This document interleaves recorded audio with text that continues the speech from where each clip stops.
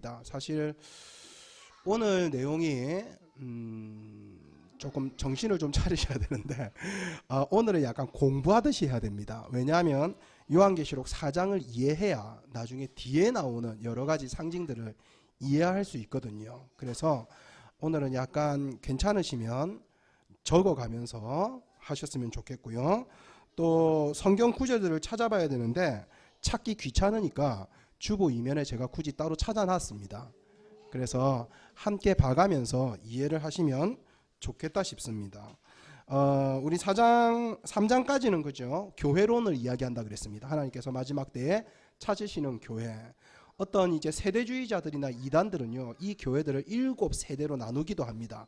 그래서 몇 년도부터 몇 년도까지는 1세대는 교회가 에베소 교회 같았다. 또 몇 년도부터 몇 년도까지는 뭐 버가모 교회 같았다. 뭐 이제 이런 식으로 이제 나누기도 해요. 그래서 오늘날의 시대를 무슨 시대라고 잡냐면 라오디게아 시대로 잡는 거예요. 찹지도 않고 더웁지도 않고 하나님 앞에 칭찬을 하나도 못 듣고 욕만 듣는 교회가 오늘날 교회 시대다. 이 시대를 살아가는 교회들에게 주시는 메시지다. 들어보면 좀 설득력이 있는 것 같아요. 지금 오늘날 교회가 많이 타락한 것 같고 하나님의 방향을 떠나 있는 것 같고. 여러분 그럼 중세 교회는 안 타락했습니까? 교회는 늘 불안 요소를 가지고 있었고요. 늘 오늘날의 교회에서 그리고 이 4장에서 이 땅에 교회는 않지만 완전한 교회가 있다라는 방향성으로 어디를 잡아준다 그랬습니까? 하늘의 예배를 보여주는 거라 그랬죠. 그래서 땅의 교회와 하늘의 교회를 비교해 주는 거예요. 그리고 요한계시록 4장에 가면 그 하늘의 교회를 설명하는 겁니다. 그래서 우리가 이 땅에는 불완전한 교회로서의 삶을 산다 하도 땅을 바라보는 것이 교회가 해야 될 것이 아니라 하늘의 교회를 바라보며 지향성을 옆의 교회와 비교하는 게 아니라 하늘의 교회를 바라보면서 나아가야 한다라는 것이었죠. 그래서 우리 오늘은 조금 더 그 부분을 자세하게 살펴보는 겁니다.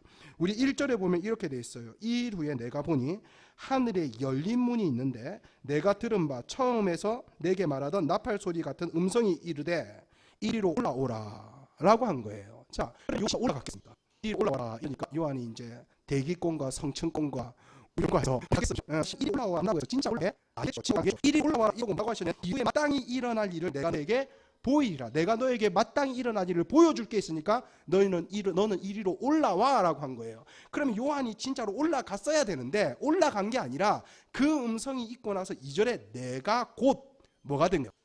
성령에 감동돼요. 즉 이리로 올라오라는 건 물질적으로 진짜 내 육체가 올라가는 게 아니라 성령에 감동돼요. 땅의 차원과는 다른 새로운 영적인 차원을 경험하게 되었다라는 말이 되는 거죠. 그래서 4장 1절을요 어떤 교회에서들은 휴거에 비유하기도 합니다. 봐라, 요한도 올라가서 그걸 받지 않냐. 우리도 올라가게 될 것이다. 사실은 올라간다라는 표현은요 진짜로 몸이 올라간다라기보다는요 성령에 감동되어서 앞으로 일어난 일들을 보게 된 거죠. 그러면서 보라, 내가 하늘의 보좌를 베풀었고 이제 이런 것들을 보게 되었다라는 거예요. 즉 땅의 불편한 현실 속에서 하늘의 찬란함을 경험하게 되는 성령에 감동된 상태를 올라오라라고 표현했다라는 거죠. 여러분 땅의 현실을 이기는 방법은요 땅의 것을 더 많이 가지는 게 아닙니다. 내가 나보다 똑똑한 사람을 이기는 방법은요 저 사람보다 내가 더 똑똑해지는 게 아닙니다. 그러면 언젠가는 나보다 더 똑똑한 사람이 또 나타나거든요. 땅의 현실을 이기는 방법은 땅의 것을 더 많이 가지는 것이 아니라 하늘의 것을 경험하는 거예요. 그때 당시 로마에게 너무 힘들었던 교회에 요한이 줬던 위로는요 우리 땅에서 잘 될 거야가 아닙니다. 우리는 하늘의 것을 봐야 돼 라는 거죠. 그래야 진정으로 마음의 자유를 누리게 돼. 만약에 여러분 오늘 하루 행복하고 내일부터 시작되는 10년이 불행한 것과 오늘 하루 힘들고 내일부터 시작되는 10년이 행복하다라는 것을 알게 된다면 우리는 무엇을 선택할까요? 우리는 오늘도 행복하고 10년도 행복한 걸 원하죠. 그걸 원하죠. 그런 삶이 있으면 그렇게 가겠어요. 근데 그게 잘 없으니까요. 우리는 분명히 후자를 선택할 겁니다. 오늘이 힘들고 내일부터 시작되는 10년이 행복하다라는 걸 안다면 오늘의 고통과 불행을 해석하는 차원이 달라지겠죠. 여러분 마찬가지. 땅의 현실은 잠시고 길어야 100년, 길어야 80년인데 이후에 누리게 되는 영광과 존귀가 영원하다라는 사실을 알게 되면 이 땅의 성도가 진짜 선택해야 되는 게 무엇인지를 알게 될 겁니다. 알게 될 거예요. 혹자들은 이야기하겠죠. 죽은 뒤에 누가 아나? 그거야 죽어봐야 아는 거지 라고 얘기를 할 겁니다. 저도 사실은 그렇게 생각했던 사람들 중에 한 명이고요. 여러분, 세상에는요 매뉴얼이라는 게 존재해요. 일어나지 않은 일이지만 만약에 일어날 수도 있으니까 그 일이 일어난다면 이렇게 대처하라고 존재하는 게 매뉴얼입니다. 위기 대책 매뉴얼, 화재 대응 매뉴얼. 여러분, 평생 사는 동안요 그 일이 일어날 수도 있고 안 일어날 수도 있습니다. 화재 대응 매뉴얼, 우리 교회 화재가 안 일어날 수 있습니다. 이 교회가 언젠가 뭐 하는 날까지 안 일어날 수도 있어요. 그런데 소방 설비들을 설치하고요, 소화기도 갖다 놓고요, 우리 불나면 요 커튼 걷으면 줄 타고 내려가는 거 있어요. 이쪽에 있고요. 예. 뭐 다 있어요. 불 안 나는데 왜요? 여러분, 그럼에도 불구하고 소방 설비를 설치하고 얘들아 조금만 조용히 하자. 네, 수치가 데시벨이 너무 높아지면 안 돼. 거기 우리 이렇게 고함 치는 애 한 명 있어요. 예. 예, 그래요. 자, 평생 사는 동안요 그 일이 안 일어날 수도 있어요. 그런데 소방 설치를 설치하고 안전을 확보하고 보험에 드는 이유가 있죠.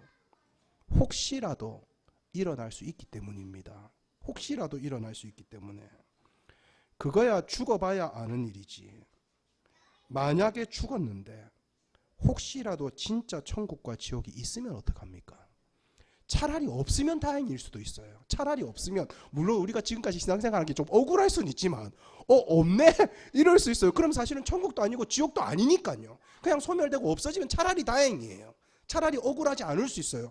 그런데 만약에 죽었는데 진짜 천국과 지옥이 있으면 죽으면 끝이지 그걸 어떻게 확신할 수 있냐라는 말입니다.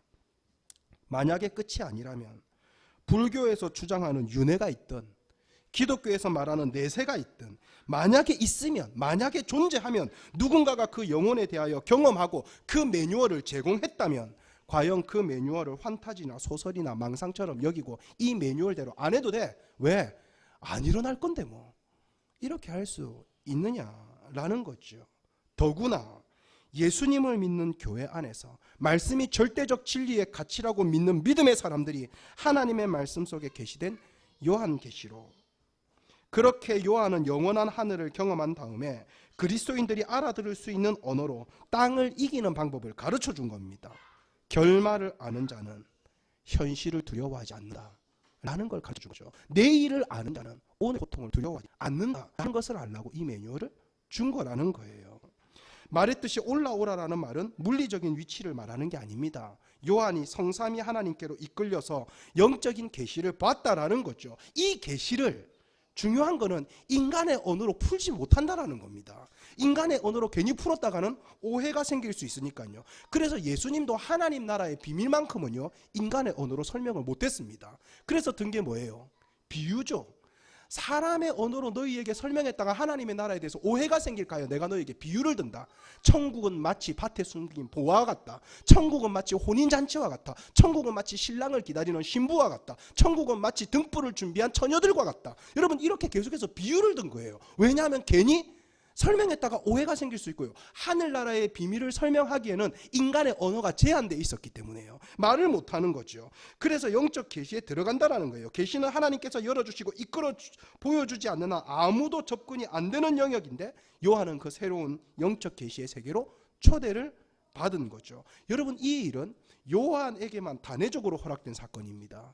그래서 우리도 하나님 이런 거 한번 보게 해주세요. 하나님 나도 요한처럼 그 이상한 하늘나라 가가지고 이런 거 보고 오게 해주세요. 여러분, 우리는 더 이상요 이런 걸 경험할 필요가 없는 세상을 살고 있습니다. 왜냐하면 요한이 경험한 계시보다 더 확실하게 완성된 계시가요 주어져 있으니까요. 이걸 봤는데 믿어지지 않으면요 새로운 계시를 경험한다고 해도 안 믿습니다. 안 믿어져요. 여러분, 그런데 오늘날 무슨 음성을 들었다, 무엇을 봤다, 내 아는 사람은 죽었는데 3일 만에 다시 살아났다, 근데 그 사람이 천국을 보고 왔다더라, 지옥을 보고 왔다더라.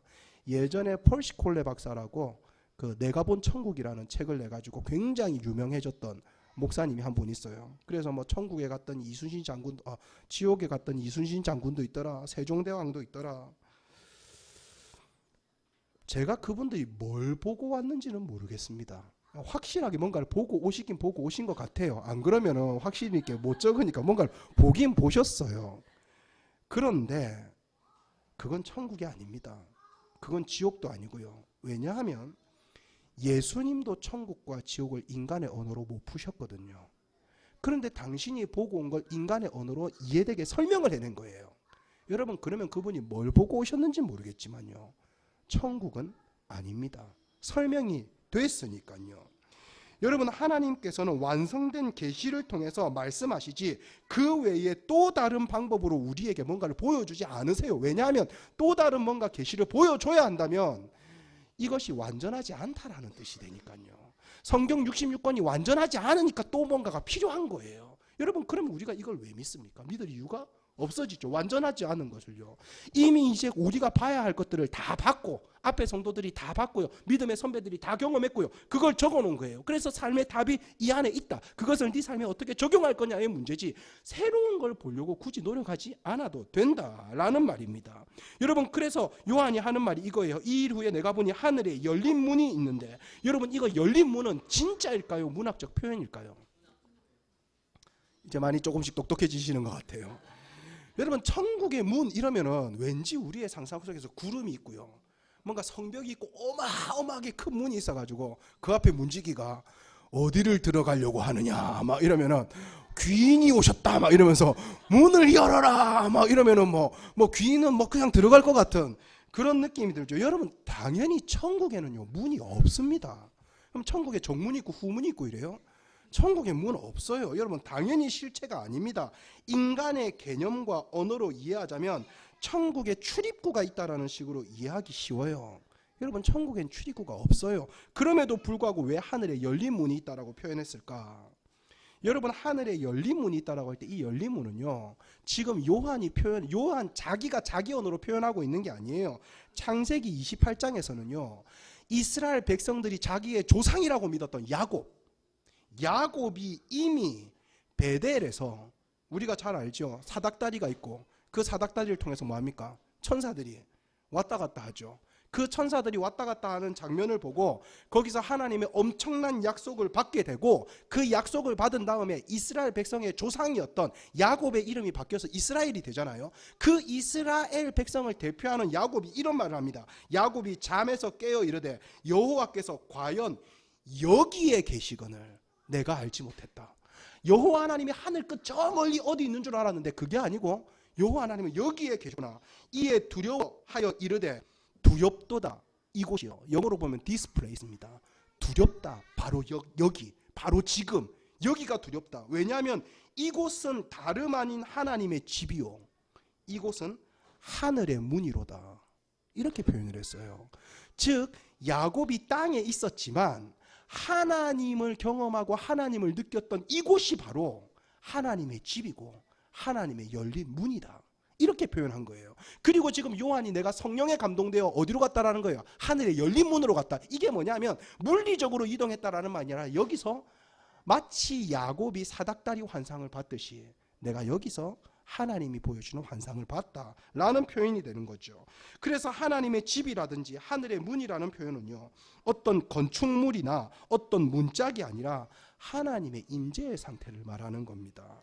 하나님이 야곱에게 찾아오셨고 그의 삶에 최초로 임재하시는 사건이 구약에서 일어났던 거죠. 하늘의 성전과 땅이 일치하는 놀라운 현장이 바로 벳엘, 하나님의 집이라는 뜻이죠. 성경은 하늘의 문을요, 하나님의 임재의 현장으로 봐야 됩니다. 그래서 우리가 찬양할 때 하늘의 문을 여소서 이곳을 주목하소서라고 할 때는 막 문이 뭐 활짝 열리고, 야, 이게 아니라 내가 지금 이 자리에서 하나님을 경험하기를 원합니다. 이런 고백이 담겨 있는 거죠. 우리 하나님의 임재를 경험했던 구약의 인물이 또 있습니다.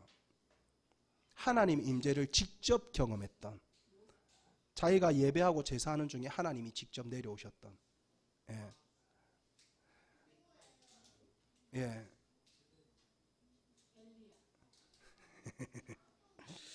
이사야죠. 이사야 선지자. 우시야 왕이 죽던 때에 이 땅의 패역함을 보고 하나님 이 백성들을 좀 어떻게 해주십시오라고 성전에 들어갔는데 거기서 내가 본즉 주께서 높이 들린 보좌에 앉으셨는데 그의 옷자락은 성전에 가득하였고 스랍들이 모시고 섰는데, 여러분 이제 계시록을 이해하려면 이런 거 좀 이해해야 돼요.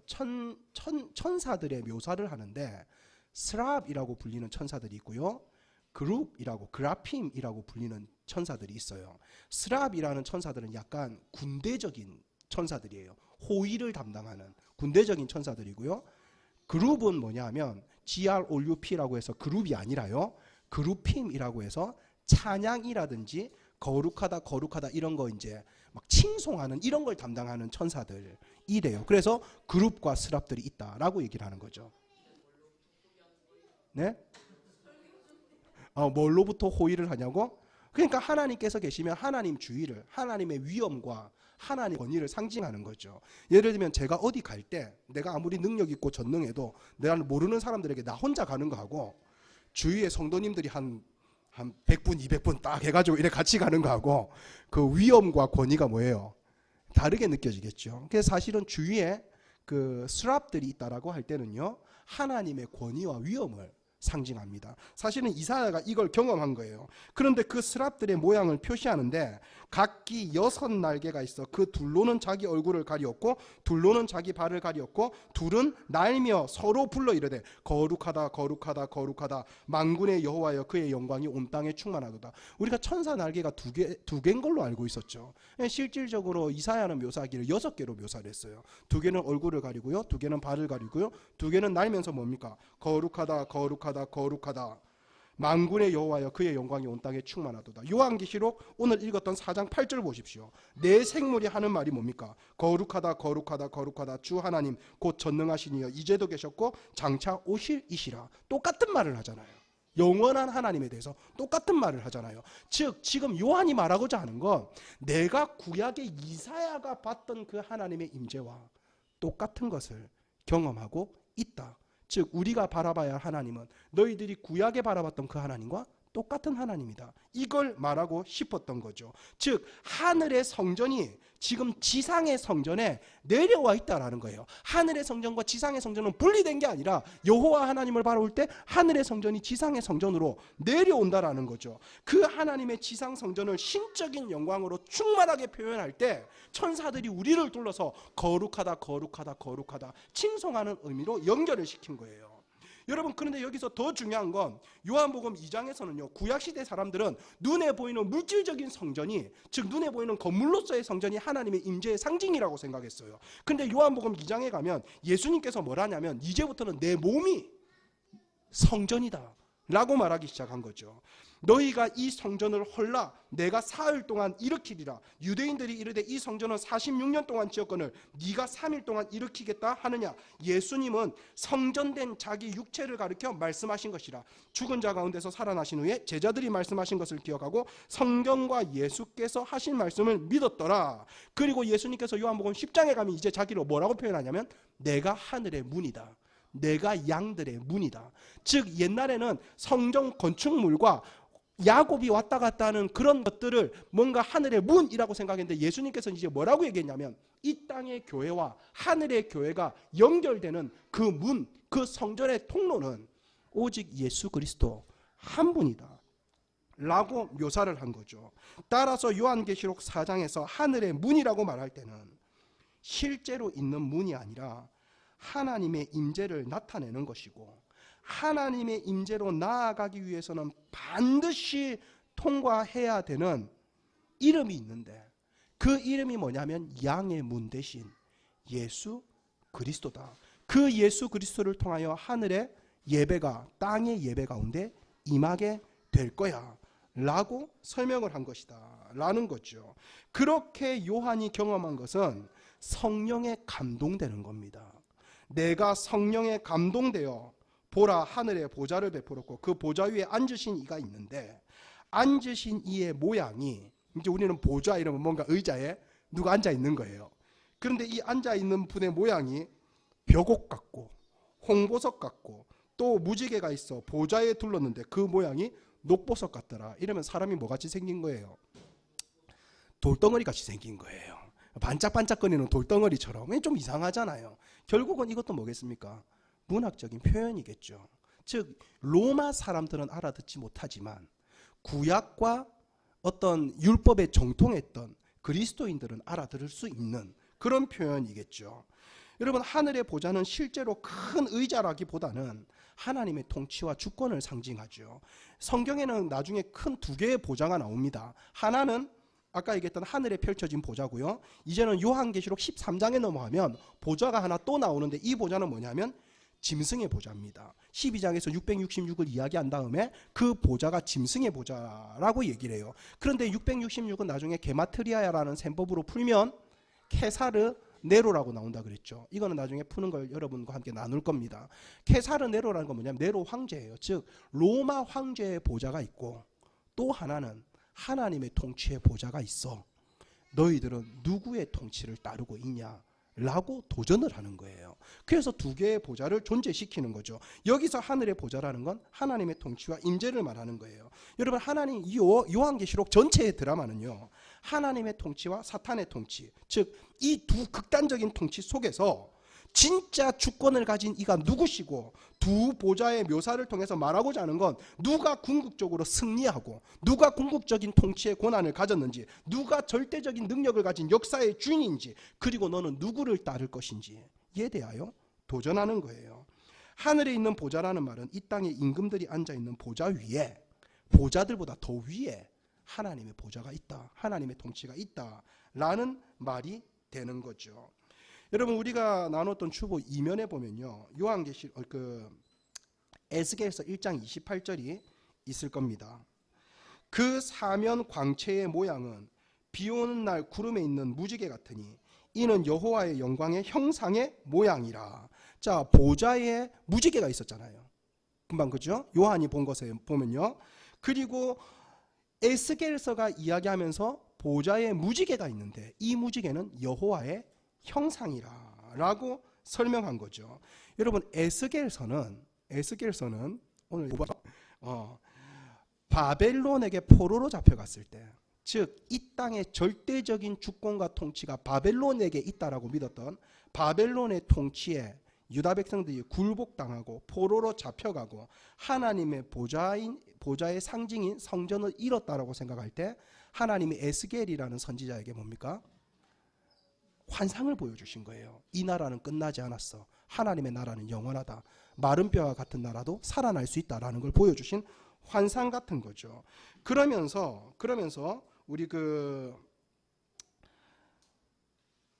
28장 에스겔서 28장 13절 보면 이렇게 되어 있습니다. 내가 옛적에 하나님의 동산 에덴에 있어서 각종 보석 곧 홍보석과 황보석과 금강석과 황옥과 홍만호와 창옥과 청보석과 남보석과 홍옥과 황금으로 단장하였으며, 즉 에스겔서의 이 보석들이 뭐예요? 다 등장했었어요. 즉 지금 요한이 하늘의 보좌를 설명하는데 보석을 인용하는 것은, 이건 구약의 보석의 의미를 아는 자들만이 이 보좌를 해석할 수 있는 거예요. 즉 로마인들은 해석 못하는 겁니다. 구약에 정통한 자들만이 해석하는 거예요. 성경에 하나님의 속성을 나타내기 위해서 보석을 사용한 경우가 정말 많습니다. 이스라엘 백성에겐 각각 보석이 가지고 있는 의미가 있었던 거예요. 우리나라에 뭐 예를 들면 꽃들의 의미가 있잖아요. 꽃말 이런 것들 있잖아요. 유대인들은 보석에 보석말이 있었습니다. 보석이 의미하는 것들. 우리나라도 좀 있잖아요. 다이아몬드는 뭡니까? 변치 않는 뭔가요? 그래, 우리는 그런 거 잘 모르니까 없어봐서 다이아몬드를 한 번도 껴본 적이 없으니까요. 예, 우리는 하여튼 그런 보석마다 의미가 있대요. 여러분, 그래서 우리 에스겔서 28장 13절 보면요, 내가 옛적에 하나님의 동산 에덴 동산에 있어 각종 홍보석과 황보석과 금강석. 여러분, 그리고 출애굽기 24장 10절 보면요, 이스라엘 하나님을 보니 그 발 아래는 청옥을 편듯하고 하늘같이 청명하더라. 출애굽기 28장 17절에서 20절 보면요, 이건 성막 지을 때 한 겁니다. 내가 줄로 보석을 물리되 첫 줄은 홍보석 황옥 녹주옥이요, 둘째 줄은 석류석 남보석 홍만호요, 셋째 줄은 호박 백만호 자수정이요, 넷째 줄은 녹보석 홍만호 벽옥으로 다 금태에 물릴지니. 여러분, 이거 첫 번째 건 에덴 동산에 대한 묘사고요. 두 번째, 세 번째 거는요, 성막을 지을 때 묘사입니다. 보석은 보좌에 앉으신 이의 모양이 너무 영광스럽고 너무 아름다운데 이걸 인간의 언어로 감히 대체할 수가 없는 겁니다. 그러니 뭐예요? 보석을 갖다 붙인 거예요. 왜냐하면 사람들이 가장 존귀하게 여기고 변치 않고 영광스럽게 생각하는 게 보석이었으니까요. 그래서 하나님은 얼굴이 쌍꺼풀이 있어. 이렇게 하나님은 이빨에 치열이 되게 골라. 이렇게 묘사하면 자기들 나름대로 막 상상을 하는 거예요. 하나님 이렇게 생겼겠구나, 이렇게 생겼겠구나. 그런 오해를 불러일으킬까 해서 뭐예요? 하나님의 얼굴은 찬란해, 뭐 수정 같아, 자수정 같아, 청보석 같아, 이렇게 묘사를 한 거예요.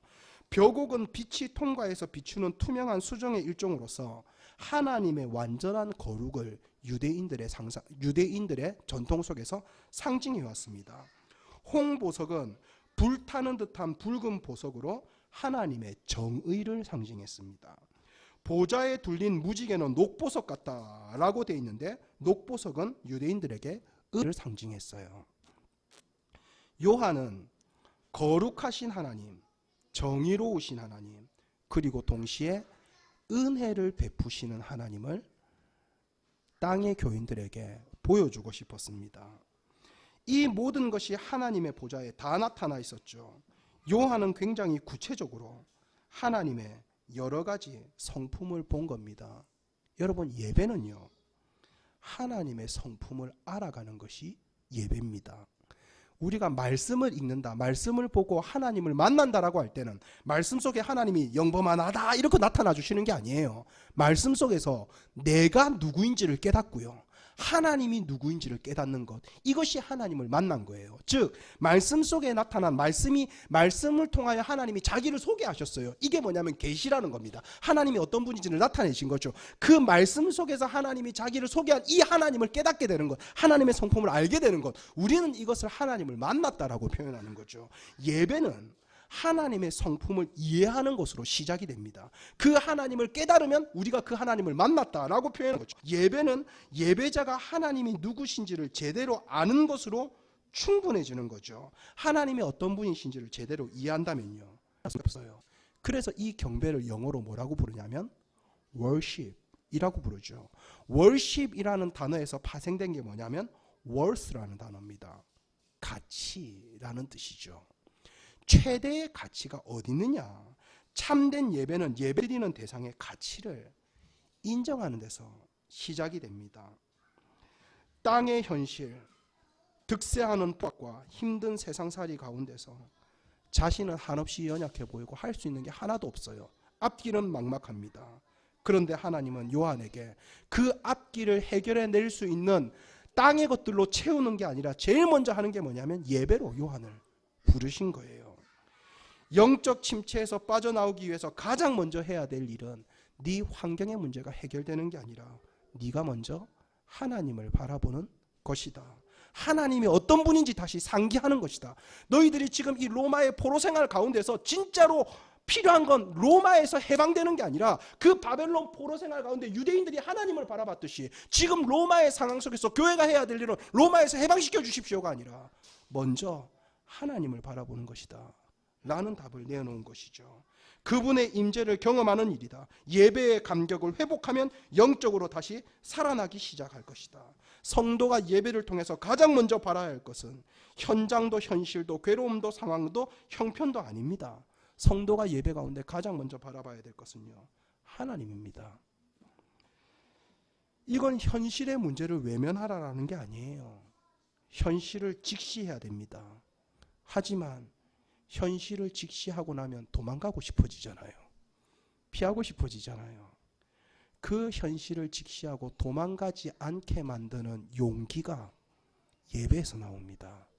그리고 그 현실에 부딪히게 만들죠. 이기게 만드는 거죠. 하나님은 지금 이 땅의 교회들에게 이렇게 말씀하고 계십니다. 도망가지 마. 피하지 마. 외면하지 마. 그러면 세상을 어떻게 이기라고요? 하나님을 보고 부딪히는 거야. 이렇게 말하고 있는 거죠. 모든 시선과 관심을 현재 문제에만 빠져있지 말라는 겁니다. 하나님을 보면 절망을 넘어 소망이 보일 거야. 현실 문제가 절망스러울 때 두 가지 종류의 사람이 나타나요. 하나는 예배를 잃어버리는 사람들, 또 하나는 현실의 문제가 절망스러울 때 예배를 회복하는 사람들. 그래서 인생에 절박함이 와보면요, 이 사람 믿음이 진짜인지 가짜인지가 나타납니다. 이 사람 믿음이 진짜가 아니었던 사람은요, 절박한 문제가 오면 결국은 떠나요. 그런데 믿음이 정말로 진짜인 사람들, 절박한 문제, 진짜 내가 하나님을 바라볼 때가 됐구나. 여러분, 뭐 우리가 태어나면서부터 하나님 잘 믿었습니까? 아니잖아요. 뭔가 절박한 상황을 다 겪은 거잖아요. 그 절박한 상황 속에서 우리가 하나님을 바라봤던 거잖아요. 그래서 저는 가끔씩 저희 자녀들을 위해서 기도합니다. 하나님, 절박한 상황을 좀 주세요. 만약에 이들이 믿음을 가질 수 있다면, 요즘은 왜냐하면 절박하지 않거든요. 뭐 부모님이 다 해결해주고, 뭐 내가 노력하면 될 것 같고, 돈 있으면 될 것 같고, 안 절박해요. 안 절박해요. 가끔씩은 믿음을 포기하지 않을 만큼의 절박함을 좀 주시면 하나님을 더 바라봐지지 않을까. 현실 문제가 절망스러울 때 성령의 눈을 가진 자는 수많은 문제를 직면하면서도 문제보다 크신 하나님을 볼 수 있기에 흔들리지 않아요. 평안하고 담대해집니다. 사실 우리의 두려움과 흔들림의 문제는 현실 때문이기도 하지만, 진짜 흔들리는 본질적인 문제는요, 하나님이 안 믿어져서 흔들리는 겁니다. 현실 때문에 흔들리는 거기도 하지만요, 하나님이 안 믿어지는 거예요. 과연 이 현실을 이겨나가게 해주실까? 진짜 지켜주실까? 과연 나를 선하게 인도하시는 거 맞을까? 하나님 진짜 살아계시는 걸까? 나를 선하게 인도하신다면 내게 왜 이런 일이 일어나나? 하나님이 진짜로 나를 사랑하신다면 내가 왜 이런 사람을 만나게 되었나? 내가 지금 무슨 부귀영화를 누리려고 그러냐? 그냥 일상의 평범한 삶을 살고 싶을 뿐인데 하나님이 살아계시다면 도대체 나한테 왜 이러시나? 하나님의 선하신 인도가 안 믿어지는 거예요. 하나님의 살아계심이 안 믿어지는 거예요. 그래서 흔들리는 겁니다. 그럼에도 불구하고 주일날 예배는 꼬박꼬박 참석하죠. 여러분, 그때부터 예배는 하나님을 바라보는 것이 아니라 형식이 됩니다. 은혜가 아니라 예배라는 율법이 되어버린다, 이거죠. 율법적 예배에서는요, 결코 믿음의 성장은 나타나지 않아요. 예배는 성경 한 구절이든 설교 한 토막이든 찬양 한 소절이든 아니면 기도의 한 단어를 통해서라도 하나님이 어떤 분인지를 느끼는 거예요. 그럼 그게 하나님의 임재를 경험하는 겁니다. 그렇다면 그 예배는 절망적인 땅의 현실 속에서도 땅을 초월하여 하나님을 바라보게 하는 통로가 됩니다. 그러면 그것이 진정한 예배가 되는 거죠. 24보좌와 24장로도 설명해야 하고요. 그리고 수정 같은 바다도 설명해야 하고요. 보좌 주위의 4가지 생물도 설명해야 되고요. 예. 그리고 우리 네 생물에 하는 일과 두루마리도 설명해야 되고, 어린 양도 설명해야 되고, 7뿔도 설명해야 되고, 7눈도 설명해야 되고, 7영도 설명해야 사장이 끝나는데, 다음 주에 하겠습니다. 예. 다음 주에 하겠어요. 예. 우리 함께 어쨌든 이런 말씀을 통해서 하나님을 알아가고 땅의 어려움들을 잘 극복하는 믿음의 성도님들 되기를 주님의 이름으로 축복합니다. 아멘. 우리 찬양합시다.